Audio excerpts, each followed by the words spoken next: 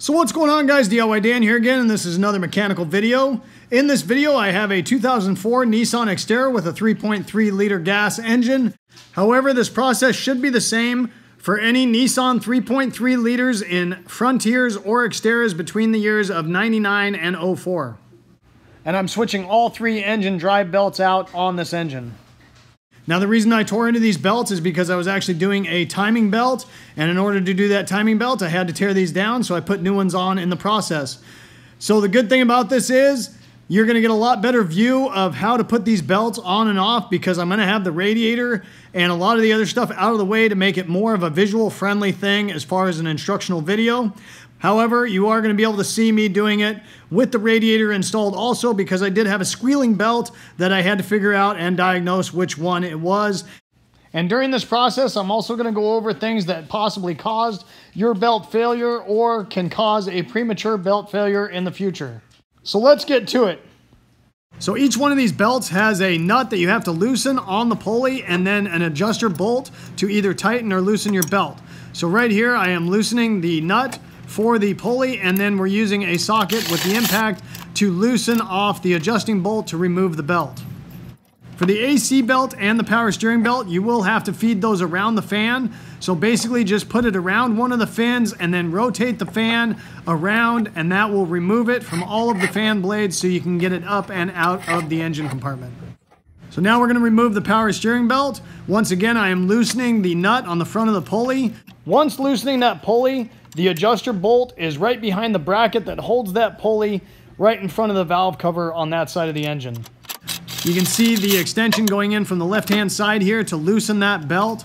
I don't have the best view of this one, but you will get the concept. It's pretty much the exact same as the AC. And once again, we have to wrap this one around the fan in order to remove it from the engine compartment. You will find it much easier to do the alternator belt from the bottom of the engine. There might be a skid plate on yours that needs to be removed in order to access this.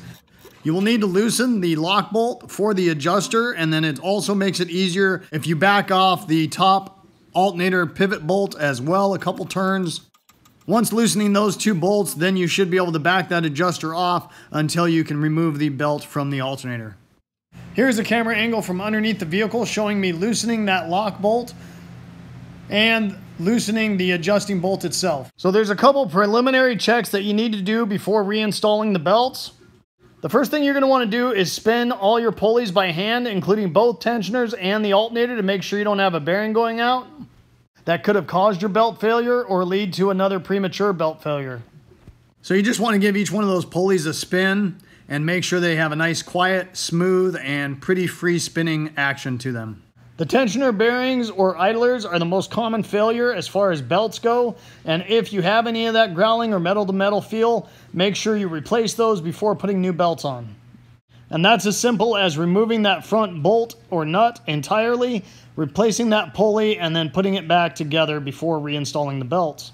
You can also spin the outside pulley of the AC compressor with it in the off position, because that should spin freely as well. You will also be able to rotate the power steering pump. Obviously, it's not going to spin freely because there will be resistance against it, but you shouldn't hear any growling or metal-to-metal noise. You can also spin the water pump pulley, even though I don't have it on here, just showing you the location of it. Once again, check for growling. You are going to have some resistance against that. The only thing you won't be able to spin is the crankshaft unless you are a lot stronger man than I. One of the next biggest causes of a belt squeal from a serpentine is material being stuck in the grooves of the pulleys. Right here, a tensioner went bad and heated up the belt, and that caused that material to break off and get stuck in the grooves of the pulley. I had put a new belt on this engine, and no matter how tight I put that belt, it still had slippage causing a squeal, until I realized that all this debris from the old belt was stuck in the grooves, not allowing that new belt to get enough friction not to slip. Here's another quick example of something that had gotten stuck in the grooves of the pulley that had caused belt damage. This was a little piece of rock that must have gotten flung up into the crank pulley, and then the belt went over it and jammed it between two of the grooves of that pulley and caused a premature belt failure. So I got a full set of belts off of Amazon for 26 bucks, but obviously you can get these at any local auto parts store as well. Anytime I get new belts, I like to match them up with the old ones, Make sure you have the same amount of ribs as far as width goes, and then put them next to each other and pull them both tight to ensure that all the belts are also the same length as the old ones. So the reason I decided to do these belts, I was also doing a timing belt, so I was having them off anyways. So I'm just going to put these belts back on without the radiator and fan shroud in place. So you're going to have a little better visual than what you will obviously on your vehicle unless you're going through the same procedure. So right here I'm starting with the alternator belt. That one is going to go all the way on the furthest pulley in on the crankshaft around the alternator, and that's all there is to it. Make sure all your ribs are lined up in those pulleys.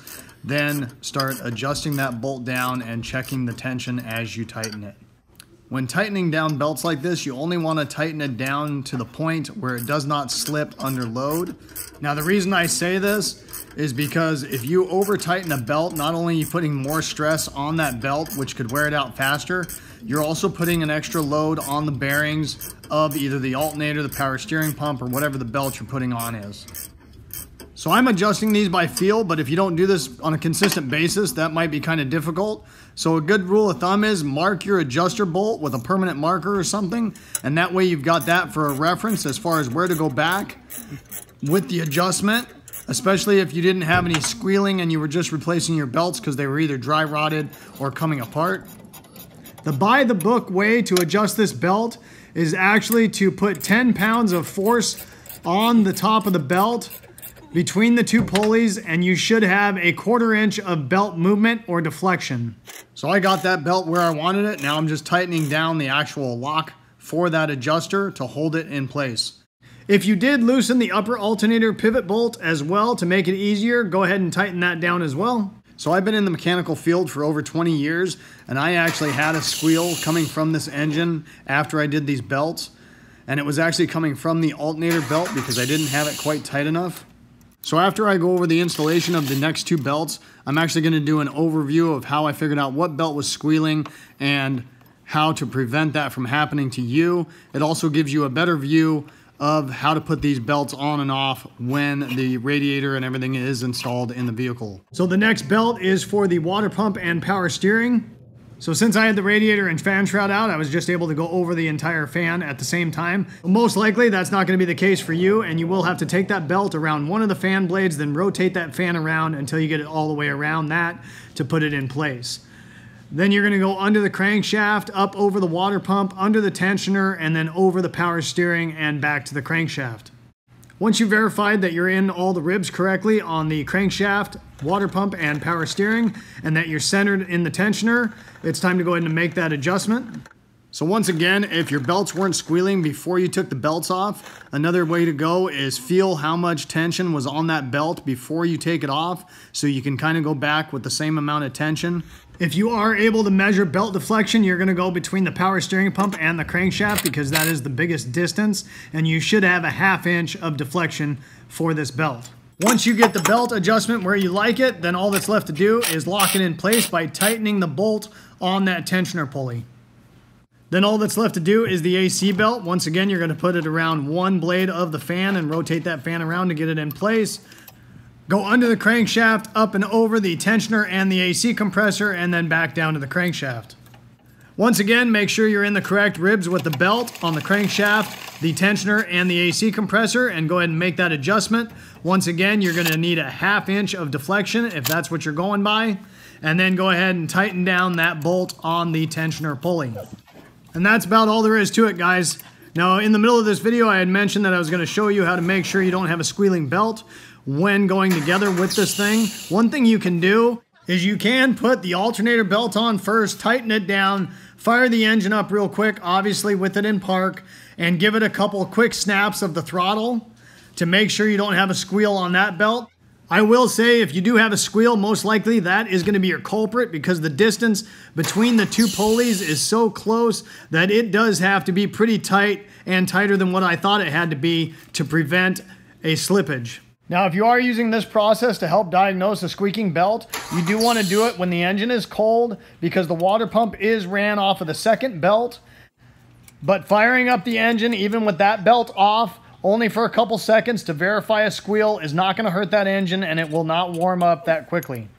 So my belt was squealing upon startup. However, if you're getting a squeal with acceleration, Once again, you can fire it up real quick, give it a couple snaps of the throttle, make sure it's not squealing, and then shut it down all within 10 seconds or so is not gonna hurt that engine.